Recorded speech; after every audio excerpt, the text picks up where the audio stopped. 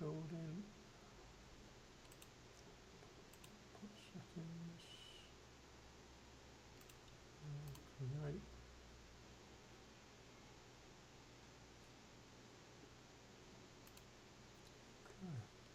Okay.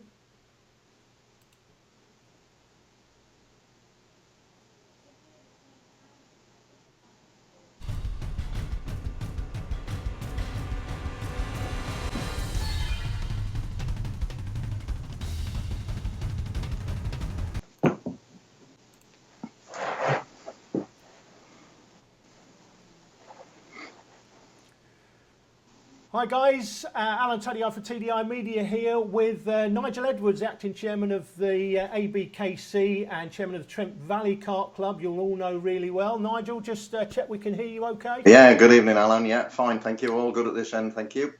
Okay, right, well keep an eye on your questions guys, so don't forget if you have a question, make sure you fire them questions in the space below. And we'll try and pick those questions on as the show goes on. Make sure you like, comment and share as well. And it should be quite an interesting discussion, I think this one, Nigel. Yeah. You've taken over as the acting chairman of the ABkC recently. What's the update on that situation? The story really behind it is that Colin Wright obviously joined us a couple of years back, which was great. You know, that brought a different perspective, I think, on things, and it's good to have different views. Colin sort of moved the thing forward to the best that was able to do with what was available, and I think that did move us forward. Obviously, for whatever reason, then he decided that was not the thing to be doing. So as I was vice chairman, I'm actually just in the role at the moment as chairman of the ABkC. Having said that, it then did make us sort of sit back and think, we do need to get things changed here, and we do need to get things moving, and we do need to be offering Association of British Kart Clubs, so the clubs and the grassroots karters, you know, actually what they want, not what other people think they might want. Yeah. Okay. So I want to cover as well the plans for the future. Yeah. Because you've got this new 5-point plan that you've brought out, which I think is quite fascinating. One thing in particular sort of took my notice, and I'm sure will have been noticed by a lot of other people. It was the first one on here really. It's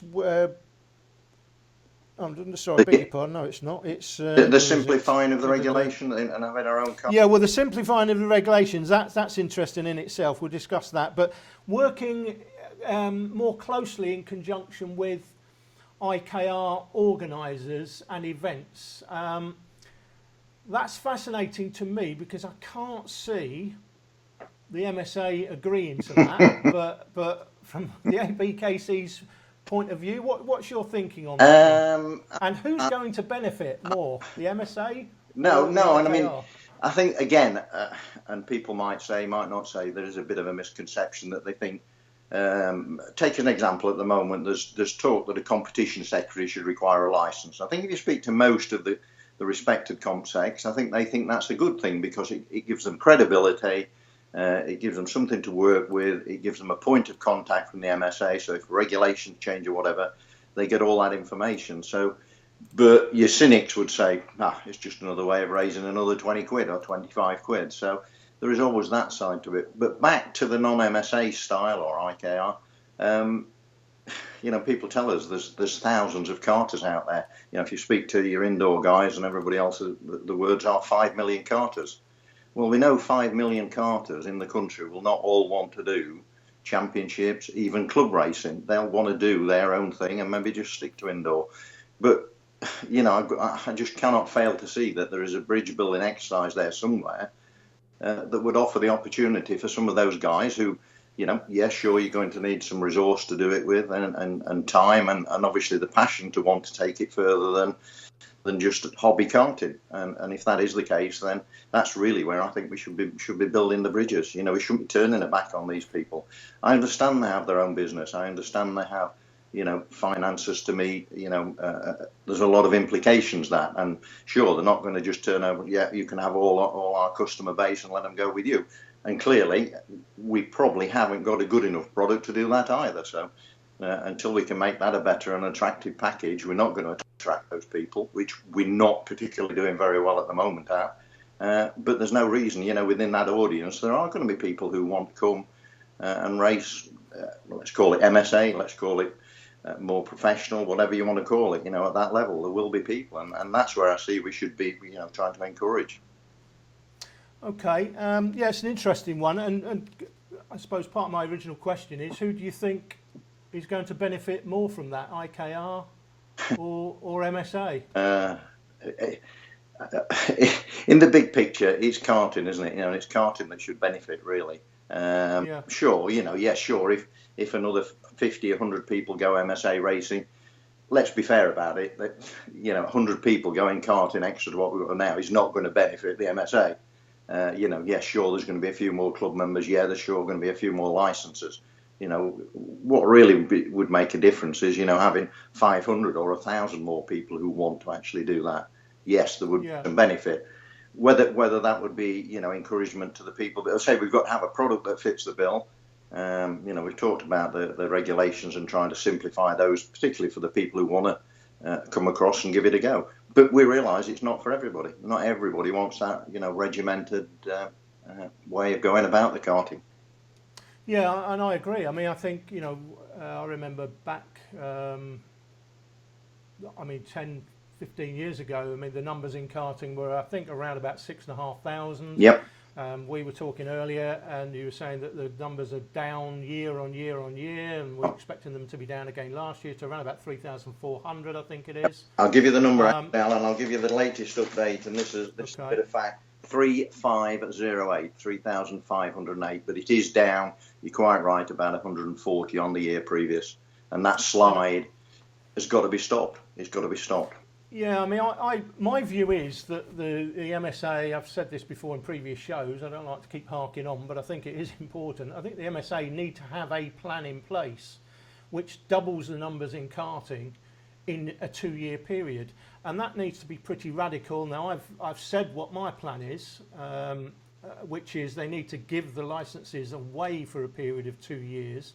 It's not just about giving them away, it's about how you do it, about attending IKR meetings and getting the IKR organisers you hand out simple forms. You make a good point there, Alan, but of the licence holders that we've had this year, we've had over 500 new licence applications. Yet we've lost 174. So it's actually not about people probably taking a licence and getting there. Quite a few of those are the 16 and under, which are free licences anyway. They are free. We've cut out quite a lot of the I'll call it, the red tape or whatever went with having medicals. So we worked on that when I was, still our chairman of Kart committee. We've worked on that. So that's a better situation we're in now. So I think the point you made, it's not so much about maybe getting the people in, it's what we offer when they're actually there. And that's the bit that we're not probably very good at. But what about, we don't know though, of those that if we brought in 500 and lost 100 or so, we don't know how many of those have been lost to necessarily, potentially, IKR. They may have just not have may decided for whatever reason not to renew their MSA licence. And we know that some of those people are doing IKR. The difficulty is trying to assess the exact numbers, I guess. Yeah. I'm sure there will be people who do that. If that product's attractive, then people will go that way. We've just got to make sure that our product is what we want it for, is fit for purpose, and attracts people to it. That's what we've got to work on. And again, I know. When we talk some of the clubs and people like that, there are clubs, and the clubs, don't even have to name them, who will get up, they will go, and they will want to make things happen, and they make them happen, and they have pretty successful kart clubs. But the ones who think that we're going to have a race meeting every fourth Sunday in the month and just expect entries to come rolling in and do the same old thing, I'm afraid in this day and age that will not work. You've got to offer something to the people, you've got to give them something in return, and you've got to get out there and promote your club, your sport, etc. Yeah, I agree. And one of the things, I think you're touching on it there as well, in terms of, I hate to keep this isn't a Super One show necessarily, it's a kart show, but I do hark back to John Hall. Obviously I've got a relationship with John, and I work with John producing the TV coverage for Super One. I know that John is absolutely passionate about customers being treated like customers and being treated well. I know from personal experience of dealings with you in the past that you set a lot of store by that, and you know, I know that one of the first things you do when you do a driver's briefing is thank everybody for coming. That was a big thing for me back in when I did the Motors TV series. Thanks for coming. Thanks for spending your money with us, because you've got other options, not just in this sport, but you know, other ways to go and spend your money. It's very important, very important. Yeah, so that is clearly very important. I know that was one of the things that the MSA, I think, were dealing with in you know, basically customer service courses. For sure. And I think again, if you look in the 5-point plan, that's one of the items in there that we mentioned training. Now the MSA do some good training courses and very practical on general overview things. What the ABkC, what our vision of it is that we can help the clubs. You know, maybe as an example, take a driver's briefing. I don't want to belittle any of the clerks or any of the people that do the driver's briefing, but I've been to some, and I'm ashamed, if I'm honest, that, you know, people will talk to people the way they do, and it's not good, and it's not just that. That's their way of doing it. That's their club. That's their personality. That's them as an individual. What hurts me more is if I was a karter, or if I was a mum or a dad on the sidelines looking at what was going on there, I know what I'd be thinking. Yeah. So I've seen people shaking their head. I've seen people, you know, I won't say who it was. There was a very famous multi-millionaire businessman, probably one of the most famous businessmen in the country. I remember him at a driver's briefing once, and he was just shaking his head at what was being said, because, you know, this guy is a multi-millionaire. He doesn't need to be spoken to like a baby. Absolutely. And, you know, a lot of the time it's a sort of general, you know, we're putting you all in the same basket thing. One of the other things you mentioned about the simplifying of the rules earlier, and that's something I think is long overdue. I think you've got a blue book there. I have it here in front of me. When is it? Yeah, so that's from 1965. So those were the regulations then. Let's just have a look at how thick that book is compared to what we have now. Yeah, there we go. Look. Yeah, I mean, that's what we need to get back to, isn't it? It is, you know, simple to read and people can understand it. It's a goal that I have at the moment while I'm the acting chairman of the ABkC. We're in discussions already with the MSA, and we are hoping that we can produce something that is more akin to karting, kart racing, and the kart regulations, not the periphery of the total blue book and everything that goes with it. So you know, that is definitely a goal that we must try and achieve. Yeah, rules and regulations that, you know, are this thick, and expecting people to. Yeah, for sure. And I mean, I think again, one thing that we do, it's like a one size fits all, and that is not the case. You know, clearly, if you are going to run a championship or in a championship or whatever, you're going to have regulations. They're going to be tight regulations. You know, they're going to be clarified as you go through the years. So they are going to be, you know, they'll not be easy probably for your average man to follow. But that's not what your average man who gets into karting for the very first time with his son or on his own or whatever. That's not what they want to be going through. You know, they almost want an A4 sheet of paper. This is what, you know, this is how it works, guys. There's your guidelines. Crack on. Yeah. One of the other things, a change of focus, image, promotion and perception to make the activities of the ABkC more directly related and geared to drivers. What are you talking about there specifically? I have an issue. I've always had an issue, even when I was just a member of the ABkC. Karting is probably not a strange sport. It's probably no different to any other sport, but perception is a strange thing. And the perception that I believe of people who look at the ABkC from the outside is they are Super One and championships, and they are a couple of big clubs. And that's how I think it's perceived from outside. And that is not what it should be about at all. Clearly it shouldn't.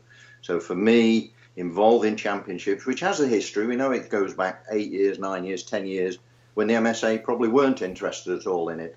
And the ABkC picked it up and did a great job with pulling that together, pulling regulations together, tyre rules, so that people can go to any track in the country, and that if that's what the class is you're racing, that's the tyre you'll race. So there was lots of great things that they had at that particular point.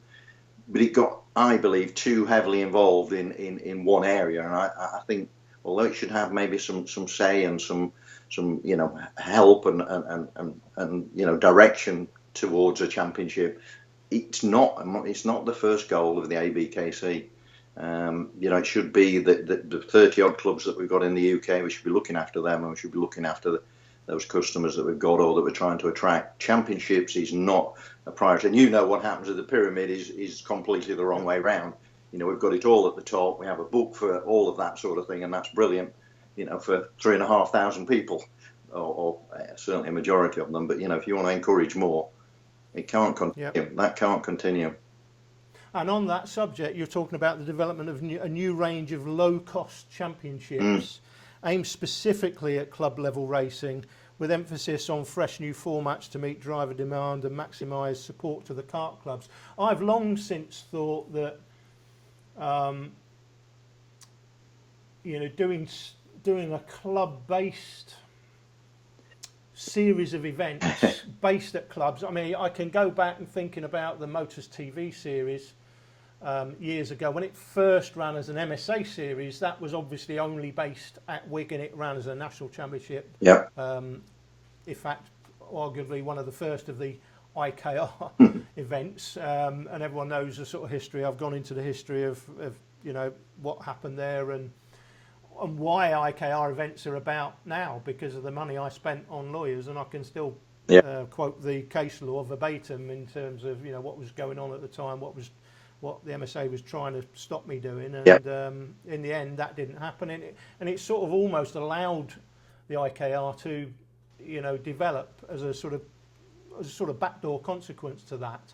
But I still think there is some argument for obviously I'm in TV production, so a televised sort of series of events, but based at clubs rather than as a national championship. Give you my take on it. What I find, and it's really very interesting.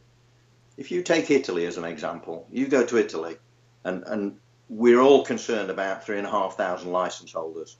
We are the envy of the world. Believe me, we are the envy of the world. Nowhere else has club racing like we have club racing. So I know inwardly we criticise ourselves, and externally we look at those numbers and we're disappointed, and all the things we know about the sport as it currently is in the UK. The envy of the world. The difference is that when you go to the Italies, they do have a promoter, and if they want to go kart racing, they have the Winter Cup, they have the ABkC series, they have whatever it is at Garda, wherever you want to go racing. That's how it operates. So the club mentality and the club way that we operate our karting is different. And what the difficulty you have with that, particularly if you look at the top 6 or 7 successful kart clubs that we've got in the country, why would they want to involve in something else that maybe potentially could withdraw some of their entries at other meetings? So it is a difficult animal to look after, but for sure. And I just used the example, I think it was announced yesterday or today with the TKM and the NKF. That regional championship that TKM started doing, that was almost like what the customers wanted. They didn't all want to race 3 people at Clay Pigeon and 4 people at somewhere else, and they wanted a group of them to try and stick together. That is a model of maybe where we need to be looking. Those sort of things are what we're going to be taking on board. Yeah. Keep your questions coming in, guys. We've got questions coming in. We're going to get to those in a short period of time. It also says working with the growing number of non-MSO licensed event organs. We've covered that. Creation of hands-on training days. We've sort of covered that. Yeah. Not to steal the thunder of some of the MSA stuff, but more to deal with karting aspects. As an example, sort of the management of the meetings and things like that. Making sure the officials understand what they're doing. Making sure the drivers' briefings. It's a good briefing. It's a good introduction. And again, I'm a firm believer in let's have no surprises. If we're going to use a digital board at PF because that's the way we do it, those drivers need to know that, and you need to be making it crystal clear that that's what you'll see, when it's being used. If there's some specific rule maybe at some clubs where we're going to have 2 rolling laps, It's no good. Oh well, the guy's an idiot. Let's get him black flag because he doesn't know what he's doing. Well, if you haven't explained it to him, and you've not brought the people on. And again, when I go to a race meeting, I don't see it as me versus them. I see it as we're in this together. We're all together. I want you to have a good meeting. I'd like my officials to have a good meeting, and I'd like for it all to go away from here and say, well, I'll tell you what, that was a good meeting. That was a good kart race. I can't wait till the next one. Yep, no doubt. We had, it's about having fun, and people do lose the plot sometimes. Sure. They lose. Sure. They forget why they came into the sport in the first place. For sure. Let's look at some of the questions coming in. Where are we? So, Danny Cleverly, I'm not surprised numbers in karting are reducing. The cost of karting in MSA is getting more and more expensive. The MSA don't help with it. An idea is offering prize money to winners and places. Not sure we've got enough. If you're going to do that, Danny, then you've got to pay more to enter. It's as simple as that, because where's the prize money coming from? Even if it's just to cover the cost of that one race, it would help as an incentive. Prize money? I mean, I'm torn on prize money. I have to say, at our club we have given prize money, and if I'm quite honest, I don't really think people give a monkeys, whether there's a trophy or a prize or whatever. I think that they made the budget. There is no doubt, the comment is correct. That the sport is getting too expensive. It's a very difficult one to answer. We can restrict tyres, but again, maybe these championships and club championships is, again, if you took maybe the Little Green Man as an example, Saturday, Sunday, that's all they want. They don't want, to be doing Thursday, Friday, etc. But the problem is then when you get to the higher level and you balance that out, you've got teams, and we all, people say, well, teams are they've spoilt the sport, etc., etc. But unfortunately, the days when we raced, you had your father or you had your best mate or whatever, and you went along and you did pretty much most of it yourself. Yeah, you might take it to an engine builder if you wanted to rebuild or whatever. But now, mums and dads and people, they haven't got the time. They're not particularly interested in the mechanical side. They just want their man to be the next, Lewis Hamilton. So here we go. Let's stick me 100 grand down, and he's going to be a man. And 2 years later, they've blown all the money they've got, mortgaged the house, and we've seen it, we've heard it, seen it all before. Yeah, that's absolutely right.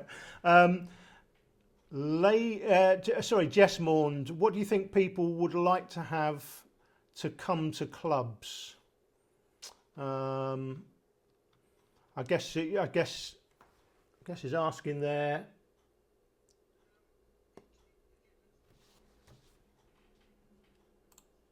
Example where we are, with our circuit at PF and fullback. There are people who clearly want to come to PF because of the competition and probably the facilities there. But there are clearly people who thoroughly enjoy going to fullback. There's nothing wrong with the place, nothing wrong with the circuit. The people are doing a great job, and over the last couple of years, they're somebody that the highlight as a credit to the sport of karting. They've turned the place around and they're making good progress. Again, you look at Clay Pigeon, offering a car as a prize last year. Well, come on, guys. Did it make a big difference to their entries? Well, I can tell you now, I don't know their ins and outs of what they did, but I tell you what, it'll have made virtually no difference at all. Yes, there may have been an extra 10, 20, 30 people across the piece, but you're going to win a car, guys. For goodness sake, you'd almost think if I live in that area, I'm going to be there every meet. I'm going to win this bloody car. That's how I would think, but we're blasé about it. We all want to have a moan about it, but Clay Pigeon have done a great job, put on a fantastic prize, and they should, and credit to them. Rara, another great example of a club there, Yep, that's sure. The major red tape, Lee J. Morn says, the major red tape and bureaucratic barrier to karting still exists, and that's the ARCS test, and I agree with that. I participated for several years, punctuated by an enforced absence, and on returning I had to reapply for a licence, which frankly is just ludicrous. For somebody new to the sport, that's a barrier to entry and an extra expense that some just don't fancy if they want to try before they buy. We don't have, as they do in the motorcycling championships, we don't have these. John Hoyle talked about this when Jack was doing his bicycle championship. Yeah, the mountain biking, they do a £5 day licence. Yeah. And there's something to be said for that. We just haven't, for some reason, we just not got our head around that, and I think that could be potentially the way forward. I mean, I've said before that the ARCS test, the Morris family, Nigel and his kids, for example, have been doing Super Wonder last year. I first met him, Nigel and his kids, at Hooton Park when we did a little bit of a sort of kart show programme there. And he'd had to buy 3 ARCS packs. Now, I said to Cheryl Lynch recently when I met her at PF International, that is an absolute nonsense. He doesn't need 3 books. You're showing the old book there. He doesn't need 3 lots of blue books, 3 DVDs. He just needs 3 forms to fill in, 1 for each of his kids. Well, again, I think you're dead right there, and you know, I can sympathise with the guy asking the question, because I think he's dead right. And unfortunately, you know, there are issues even at, you know, sort of the level where I'm at, that bureaucracy is actually what we've got to work our way through. And I mean, he's dead right. I can't disagree with that we need to simplify those things. And, you know, I mean, I know there's a lot of legislation goes because everybody wants to cover the backside. So if there is an accident or an incident, then it does become an issue. So I think people are very, very cautious these days about that. But having said that, you know, if you've got a National A clerk of the course and the guy comes along with his gear and the scrutineer says, yeah, I'm happy with that, happy with the helmet, happy with the kit, no problem, Saturday morning in practice day, tell you what, mate, I'm going to watch you in your next 4 sessions and I'll tell you whether you can race tomorrow or not. You know, it doesn't have to be so complicated. Yes, no. You know, there's got to be some things there, and like I said before, we've got to explain them. But if you've got the right environment, the right person, and the right club that you're going to, they're going to say, look, we do need to sit down for half an hour in a class. I've got to talk you through the flags and a few other safety features and whatever. You know, it's an extended driver's briefing. But tell you what, mate, you get on that track and you'll know within the first 2 or 3 laps.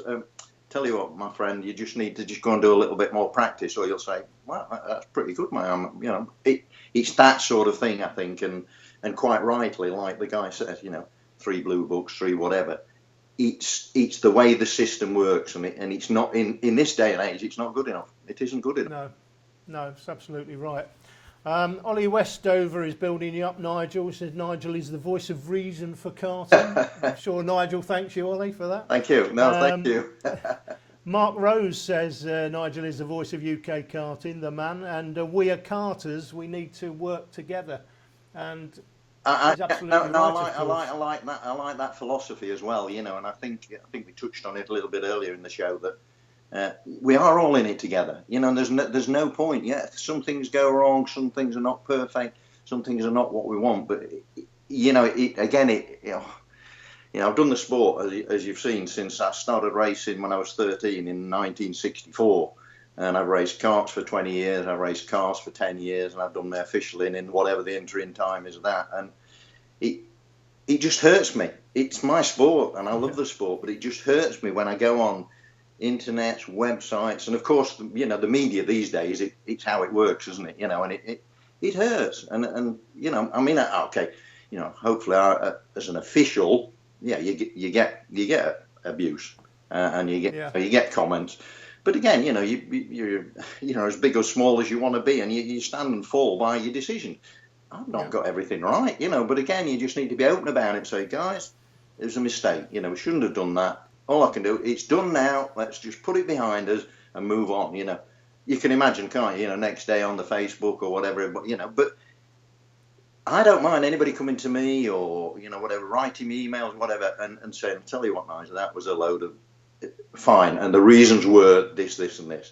Yeah, I can handle that. I can answer the question. Not just for me, because as I say, you have to learn to be a bit bigger than these things, you know. And I hope that I can handle that, you know, these days, but. To some people, I tell you, some of the clerks, some of the officials, some of the scrutineers, when you see, you know, people getting the abuse that they get off people, and I know the red mist comes, and I try to just say to everybody, just stand back, give everybody a little bit of room, because, you know, I know they haven't, but you know, I would say to them, you've done it, you've been there, and you know what it's like. So just give the guys a bit of space, count to 10, and then decide what you want to do, you know. And I think.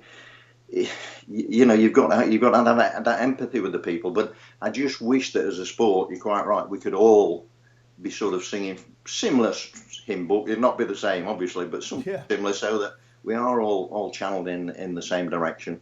It's no. Yeah, I always say to people when I advise anybody, if you're going to see the clerk of the course, you know, I never ever used to lose the plot. I would always be civil, and you're going to get a lot more back Yep. than if you go in, Yep. start blasting people out and Yep. calling people this, that, and the other. And Yep. where's that going to get you really at the end of the day? And you know, like you say, people are doing it. They're doing it without a clerk of the course. The meeting's not going to run. Absolutely, absolutely. And I remember there was it was a respect campaign that I think it was the Football Association ran. And the thing went along the lines of the guy was stood there at the side of the pitch. His boy went out to play the game, and off they went. You're referee, you're a referee, what a load of, and going and the kid, and then he had to go at the kid and everything. And then they sort of spelt it out a little bit, and then it showed you the next weekend when he went to the meeting. And he looked around the whole pitch. There was no referee. There was nothing. So that's fine. Criticise the officials, and yeah, okay, there are goods and bads officials, and you know everybody needs a bit of help along the way. But you know, without clubs, officials, and people like that, and of course, drivers, teams, and they're all the same. We're all in it together. Let's try and work together. Okay. Mark Rose also mentions the fact that we've got too many classes, and of course. We've got the OK classes coming in. That's coming straight into Super 1 this year. I can understand why, because they're going to be, CIK International World Championship classes. We want people in this country to be competing at that level. Yep. Whether we actually... I think the issue for me is that it's taking people out of the other classes, clearly. We're yet to see how many are going to be in each of the classes at Super 1. But the cake is no different, Alan. No, exactly. The cake is marginally smaller this year. It'll be marginally smaller next year, and all you're doing is slicing it different ways. And again, just to sort of go back over that, my take on that is that 15, 20 years ago, when it was the CIK, obviously that trickle down, and again in the UK we're not unique, but we certainly again are different to other countries. Again, like if you take Italy, it's pretty much follows the CIK. So yes, there are some other classes in there, but what happened 15 years ago? That's what you would do because that was the pinnacle. You had some other stuff that went along there, but of course what's happened is then that as karting has become more professional and more a business project for people. Oh, I'll tell you what, we've got a little audience here, we can sell them some engines.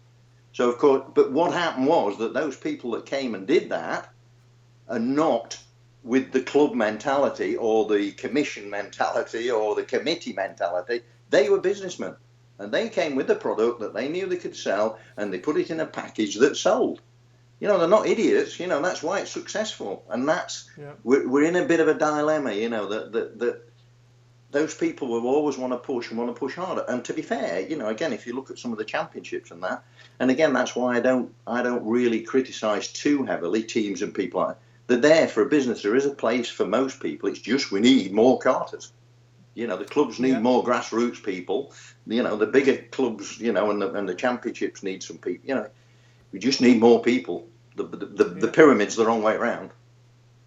And I want to you touched on tyres before, and we sort of actually discussed this earlier on. And I just want to play devil's advocate on something, which I'm sure people watching may agree with or may not agree with if they happen to have the tyre contract.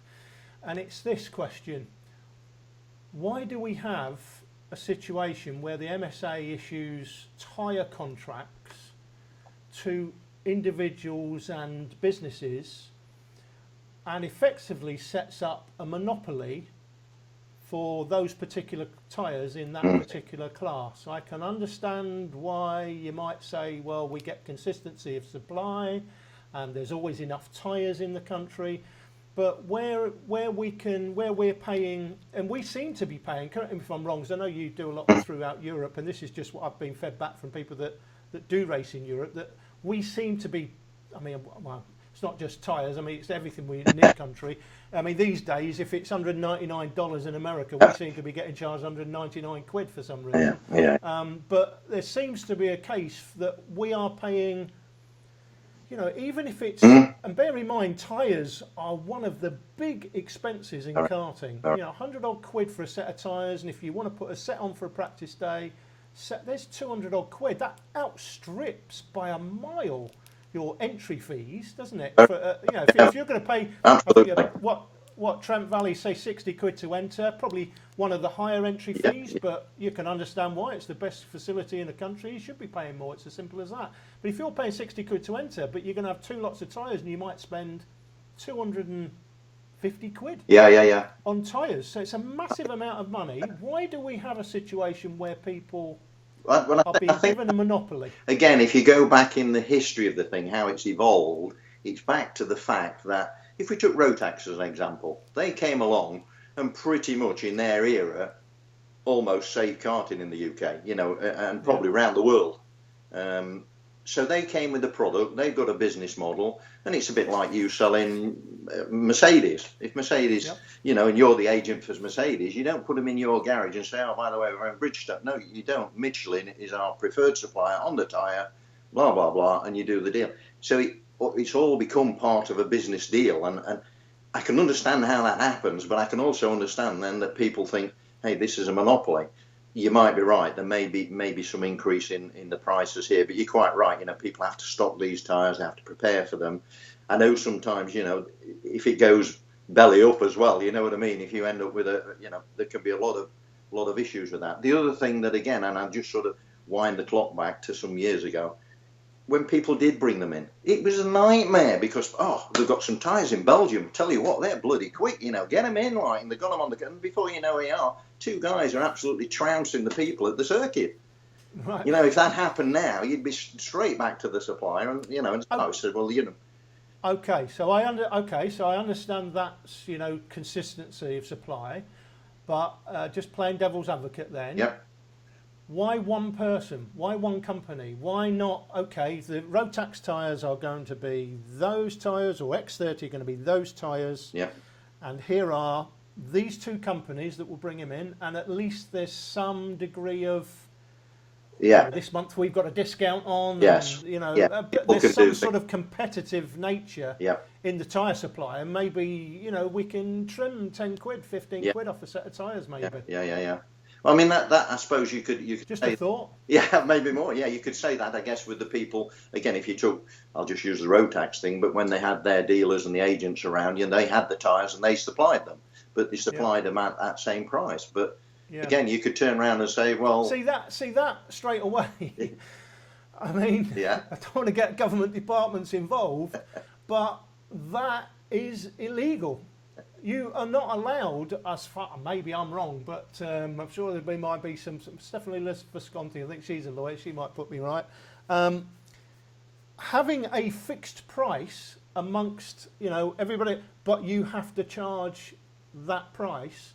I'm not sure, let me just say, I'm not sure how legal that actually is. But that wouldn't, if I was the importer though, and I said, yeah, it's okay, Alan, you can have the franchise, you know, with me, whatever. So this is the, you know, the considered market price for them. Yeah. You're not going to go out there and say, oh, well, I'm making 20 quid on a set of tyres. Tell you what, I'll sell them 10 quid cheaper. No, but if there was more than just you doing it, and other people, 2 or maybe 3 suppliers, you know, you have been given a contract, you can supply them, you can supply them, you can supply them, then those 3, they may look to trim some money off. But if there's only one, why would you? Would I do it? Why would you? Probably not. Probably not. Having said that, you know, I mean, you've seen in recent times, you know, people are getting a little bit more interested in again promoting their product. And you know, we've seen people giving them away. Yeah. I'm sure as well. Again, if in those contracts, and I know in some of the recent contracts as well, there is an amount that does go to, you know, series, championships, whatever you want to call it. You know, so some of the money, and I understand the point you're making, but some of it does come back into the sport. Okay. Probably not as much as it ought to do. Right. And an argument is, you know, should it go back to everybody? Why should it go into a big pot for them to distribute to, you know, the top of the pyramid again? Yeah, I guess so. Just a thought. I'm just putting it out there. Mark Rose puts it quite simply: we get ripped off. Simple. That's what Mark says. Now, Lee J. Morn, this is an interesting one, and obviously you may have something to say on this one. It says there's been a lot of rumour and conjecture on why Colin Wright stepped down. And I know you won't want to speak on behalf of Colin. It's really up to Colin to, make his point clear if he wants to say something. And the main thrust being that despite his obvious passion and knowledge that the MSA and those with vested interests at the top echelons vetoed or pushed through regs, classes, etc., that aren't in the best interests of the grassroots. That's what Lee J. Maund is saying. What's Nigel's strategy going to be for dealing with the individuals that many perceive to be pushing their own agendas at the top end, and the MSA's ambivalence towards it? So that's this is why we do these shows, guys, so you can ask these questions. And I've said to Nigel earlier on, you can choose to not answer a question if you want to, but people will take a view if you don't answer it on about you if you don't answer the question. That's a big question. So what say you? He's asking basically. I mean, I don't think you can speak about Colin. No, I can't. No, I can't in that respect. But what's your strategy going to be for dealing with the individuals that many perceive to be pushing their own agendas at the top end of the sport and the MSA's ambivalence towards it? What say you? It's a difficult question, that really. It's a good question. I mean, there's a lot involved in that. Yeah, of course there are some people who want to do the pushing. I think I have to say that the technical crew now at the MSA, I think, have got a bit better handle on homologation, things like, and in a 3-year cycle, we're probably going to find that, some of those classes will hopefully go away. One of the issues that you have, and unfortunately, I think with the homologation, it was a little bit open-ended. It was like a tap that you could switch on, but you couldn't actually switch it off. So I know it might sound a bit daft, but like one of the questions, do we really need that class? Well, no, we don't. Oh, yeah, but the guy has worked his way through what was the homologation at that point. That's changed now. So in 3 years' time, the loopholes hopefully have been blocked off. And I think it's now that in each class they would only be allowed to have one engine manufacturer. So it would give people another opportunity to have other equipment in there. So I think in that respect, the MSA with the technical people are improving. But back to the other point, the dilemma we always have, and it's an MSA problem and it's an ABkC problem. If you took TKM some years ago, if you'd have been a brave, brazen businessman who was running karting, you'd say, well, tell you what, the end. We don't need it anymore. And yet in 3 or 4 years' time, that has evolved into be, your grassroots man, fantastic, good entries now around the place of resurgence. TKM, it's the most amazing resurgence. You could quite easily have killed that off, and that's an issue with why we have the class. So at the time, you're sort of saying, well, let's give them a little bit of grace, let them run. But then again, you go to the club that's running, as you quite rightly say, probably 6, 7, 8 OKs, 3 or 4, senior max, and it all gets diluted down. It's not great. Yeah, I mean, again, if you look back some years, when I ran in seniors, it was like there was 100 Britain, 100 national. That was about it. Yeah. There was like 200 people racing in 100 national at the British Championships, and there was not a lot of choice. But of course, as that's evolved, and the comment is quite right. Some of that has been allowed to happen, but I do think some of those loopholes are being closed, and they need to be closed.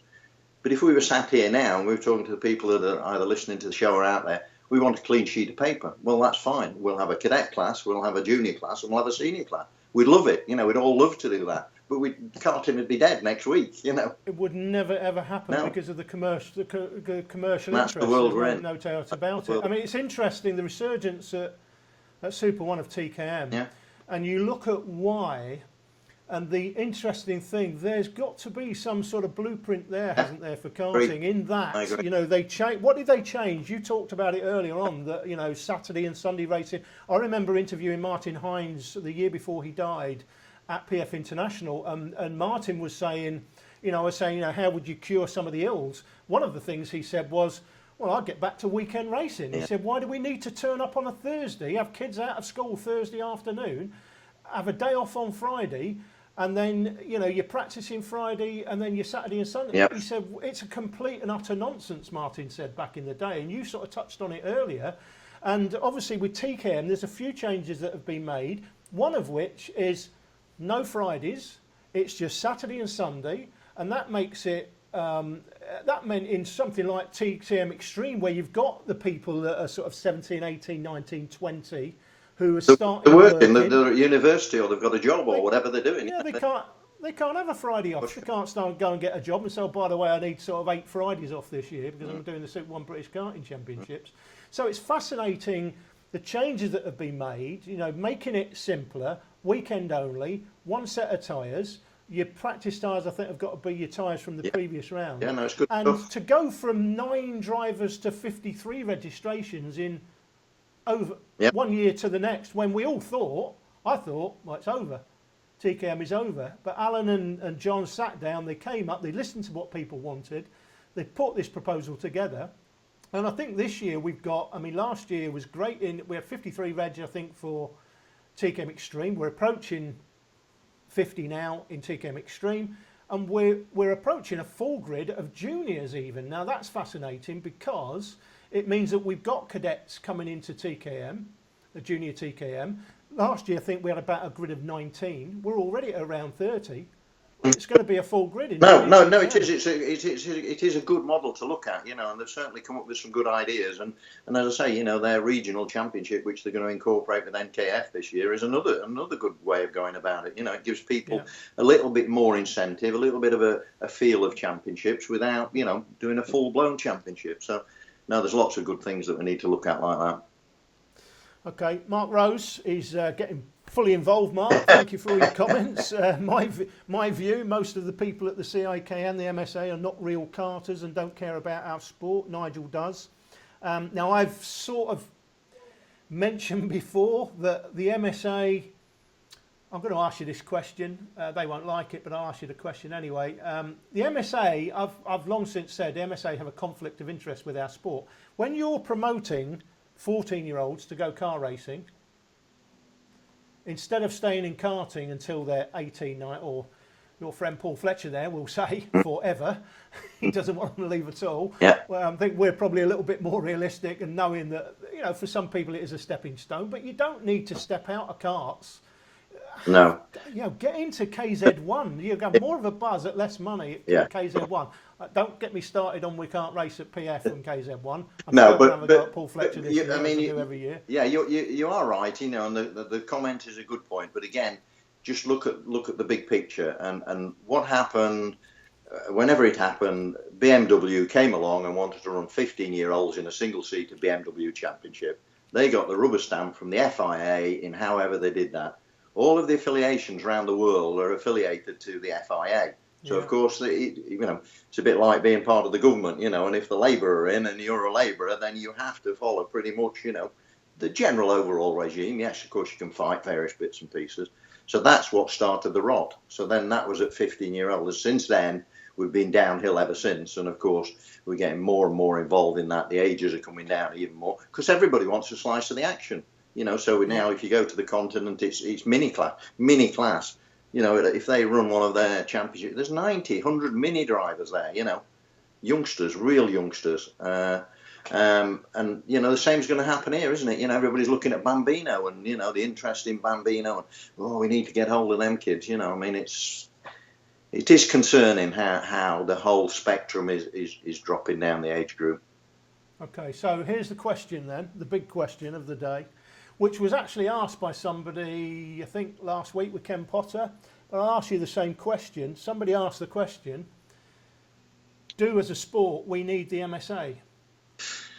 Lots of people will ask the question. There are a lot of good, I mean, like the Blue Book, too complicated, we understand that. But at least we have got a recognised system that we work to, whether that's you go to the club and it's the tyres, whether... You know, it's the engines in the class or whatever. You know, we have a... I hate to cut you off midstream, yep. But I'm going to come straight in on that one. Don't agree with that. We can, if you're telling me that Graham Smith can't write a set of rules, the fact that we've got the blue book and everything, the MSA have a structure. Nothing against Graham, but who in effect is going to respect that? You know, you respect Graham, I respect Graham, and I'm sure he could. But there's got to be something behind that, whether that's an ABkC, whether it's an ABkC or an MSA. I'm saying, Yeah, I'm saying Graham, but I mean it's Graham and yourself and whoever, maybe three or four other people that put the book. It's easy to put a set of rules together. It is. I mean, you know, Andy Cox has done it for his series. Yep. Club 100, John Viger runs a great championship there. But what are all of them? All of them are businesses. All of them are there to make some kind of a product and make some kind of money. We're talking about clubs, and you know, it's different, and that's the problem. And when you say that, that's fine. But there, you've already mentioned 2 classes, 2 championships. You know, let's start naming the rest of them. You know, and if you look to that side of it, you could have 20 classes and 20 championships, and that's fine. If you want to go championship racing within your little sphere, and you and me and our 20 mates go around all the time, that's different. You and me can set up a business, and we can do whatever we want to do. When you're trying to have a big overall picture, I don't think it's quite as easy. It's not perfect, believe me. It isn't perfect, and we need to keep working at it. Yeah, I mean, I say it. I mean, I really want to see the MSA embrace the sport, and I do think that, you know, they need to have this structure in place to double the numbers in karting. They need a plan. I said this in previous shows. I'll say it again. My question will be, what's your plan to double the numbers in karting in the next 2 years, Mr. and Mrs. MSA? Yeah. If their answer is, well, we're going to, you know, we're doing safeguarding children practices and stuff like that, all of which is important, but none of which will bring an extra person into the sport. What's your plan to double the numbers? And it needs to be double the numbers, because I think, as Colin Wright did point out, an interview I did with him at Rissington a few years ago, we've still got, I think you mentioned early on, there's still like 5 million people go karting, whether that's corporate or everything else. There's a lot of people interested in our sport, interested in our sport, But, you know, there needs to be a plan to increase the number of MSA licence holders, because we know that Trent Valley's doing great and Forest Edge is doing great, Shennington's doing great. But what about the South Yorkshire kart clubs of this world? Clubs that used to have a thriving sort of 120, 130 people. What about the likes of Three Sisters? What's happened to Manchester and Buxton Kart Club, one of the biggest clubs in the country, when I was racing? Again, and I don't know all the details about all of the clubs. Clearly I don't. But I just sort of make, and again, a lot of people sort of ask me that sort of similar sort of question. It's horses for courses. And if I took South Yorkshire, which I do know a little bit about, because I was the chairman in years gone by, and I know the problems they have, they are totally restricted on what times they can run on the track, when they can run on the track, when they have to have a break, council permission, all those sort of things. The best will in the world, they will, you know, it will be what it is. And the problem is that you're in that syndrome before. If you've not gone to one well year on year, and you've always raced the second Sunday in the month or whatever, and obviously because the numbers are going down, their numbers clearly are going down. Yeah. I don't see what their business model could possibly be to improve it. You know, they're trying desperately hard to improve the facility, which they have done. You know, it is a much better facility, but it's got restrictions. You know, it's got limitations around it. You know, and there are other places. You know, Forest Edge, as you say, brilliant job, but it's restricted. You know, it's never going to be an all-out, you know, every day a week corporate whatever style, you know, facility. So everybody's got their own little issues with what's there. But and obviously, if you've got a corporate, I mean, Hooton Park, for example, small track. But Bob Wilson, he's got a great little business going there. I mean, he's got the corporate side. He's got an independent kart race meeting of around 120 people. MSA is around about 90, 95 people, which is interesting in itself. And Bob's got an interesting, and I mentioned earlier, guys, as well, Bob Wilson's had a heart bypass operation recently, and we send him our best wishes. Of course. But Bob's got an interesting view on the IKR MSA thing. With some tracks, you can do both. With Bob, you do IKR, but once you want to move up, and that's how he perceives it, you're moving up the level to MSA racing. You can't then race at the IKR. That's an interesting thing he does. It's there. a brave move, but to me, it's a very sensible move. You know, it's because you're only going to spoil it for your other guys who do want to be more hobby racers. Yeah, he doesn't want people. Basically, what he's saying is he doesn't want people just to come in and go trophy hunting. So that's his idea behind it, I think. I was speaking to John down there, and but yeah, I mean it's a great little track down there, very very successful. Yep. And obviously, if you've got that corporate business, obviously that gives you it generates income for you. Yeah. There's no doubt. If you could, I'm sort of putting you on the spot really. What's the one thing at the moment you think, if you can think of it off the hoof, what is the one thing you would like to see changed for the benefit of MSA racing over the next sort of 12 months, 24 months? What do you think, if you could put your finger on one thing and say, that's where we need to be concentrating our efforts, where do you think we need I think we've touched on it several times. I think it's the simplicity of people being able to get into the sport. Some of those hurdles have got to be made a lot simpler. And, it's a bit like, we've got a book and we've got a client. Yeah, Mr. Client, but there's the book and the answer's there. That's not quite. This is the book, and it's a bit like I say about clerking, if I perhaps put it in a better way. There's a book that you work to, but your good clerks will interpret what's gone on there and interpret the book and give you the best solution for whatever that issue is. Your not so good guys will say, you've done that, there's the book, that's what you get, mate. And we've got to move a little bit away from that and have some empathy with these people who are trying to get into the sport. It's not easy. We know it's not easy. We talk about things amongst ourselves, people who are supposed to be in the know, and you think, well, is that right? We're a little bit confused sometimes by how complicated our sport is. For sure, it's got to be easier and simpler at the bottom end. Again, looking at things like the TKM type model, where we make it cheaper. We've got this barcoding system that the MSA are introducing, which quite a few clubs are taking on board. Again, if we do that, we can actually have maybe a set of tyres, particularly the hard tyres, that go 2 or 3 races. And we may be able to manage that as well, Again, it needs the clubs to work together on it. But again, it's a little bit like, have we got the ability and have we got the product to give to those people once we get them there? And that's what I think we have to be a little bit careful of. Yeah. I mean, you could almost see, couldn't you? I know IKR, they do some of these, run what you brung type thing. Yeah. You just turn up, and if you're a junior kart, it doesn't matter what junior kart, we're going to give you some track time. Yeah.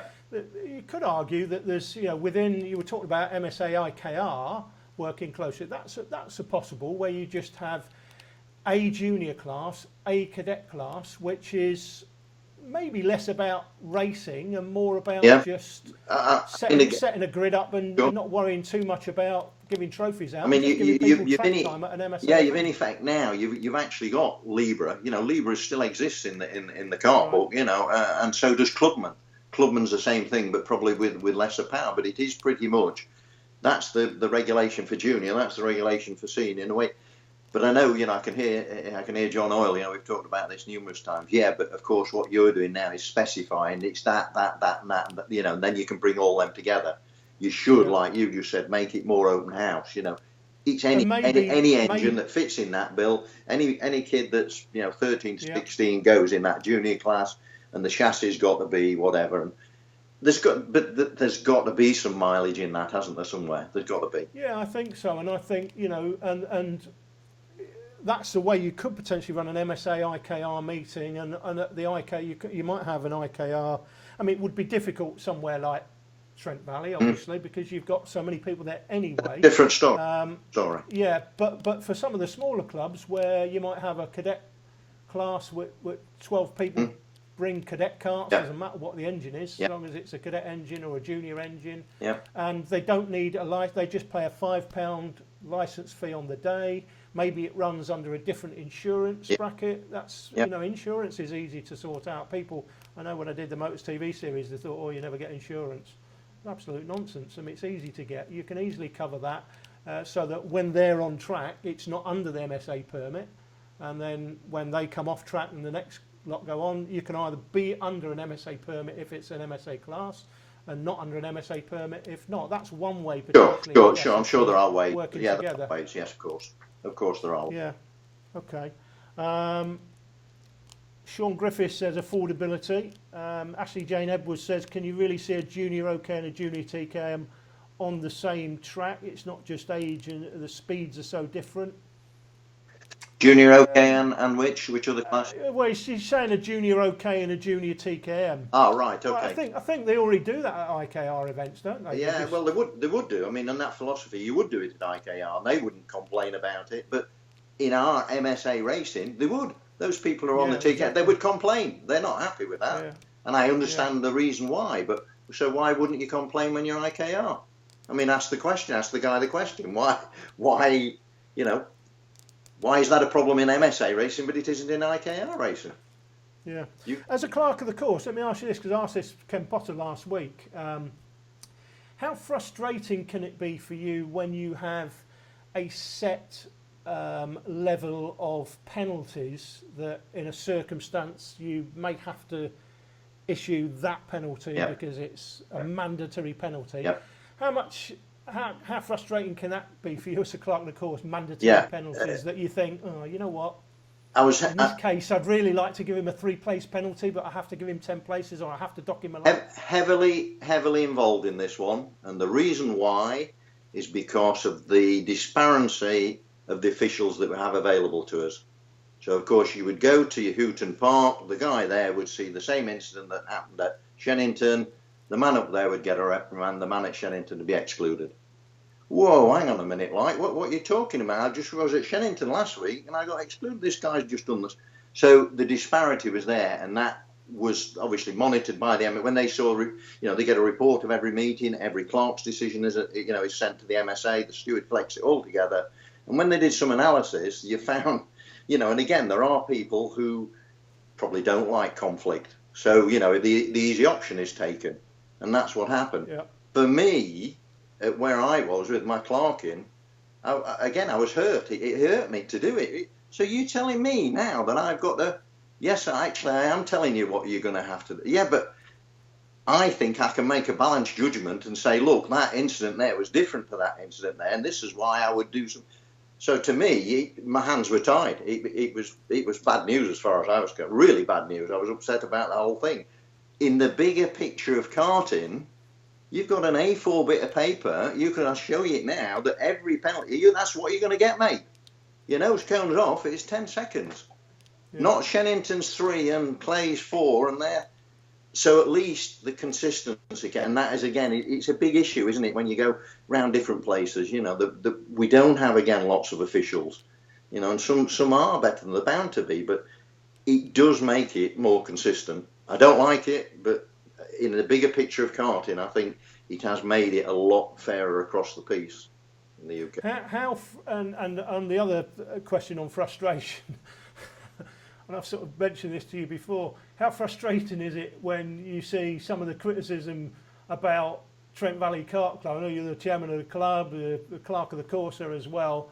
How frustrating is it when people criticise what's going on there because you've got 350 people entering? My view, guys, is if you don't like it, don't go there. It's the best track and the best facility. You're going to have to put up with some stuff, I'm afraid.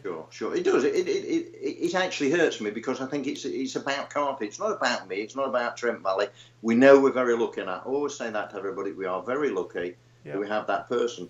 Again, it's not quite the same, but if you take football, they've got loads of those people there. So why isn't there another kart circuit? Or why haven't we got a circuit at Silverstone or at Donington that's an international standard kart circuit? You know, our kart circuits are virtually no different for the last whatever number of years. And maybe is that another issue why people perceive our sport to be, you know, a little background airfield sport, you know, for nondescripts? You know, I don't know. Maybe people see it like that. So in that respect, yeah, we are very lucky. It's how it is, but you know, we hope that, you know, generally we put on a good show.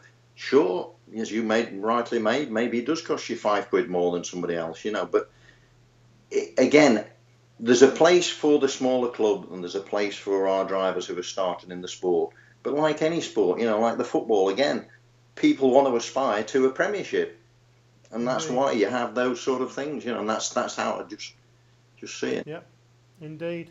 Sean Finch, just finish up, says generally people at IKR are there to race for fun, MSA race to win. I can absolutely attest to that. I've been to Houghton Park and various other IKR events, and you ask people, you know, do you do MSA? No. Why do you do IKR? Then, well, it's just simpler.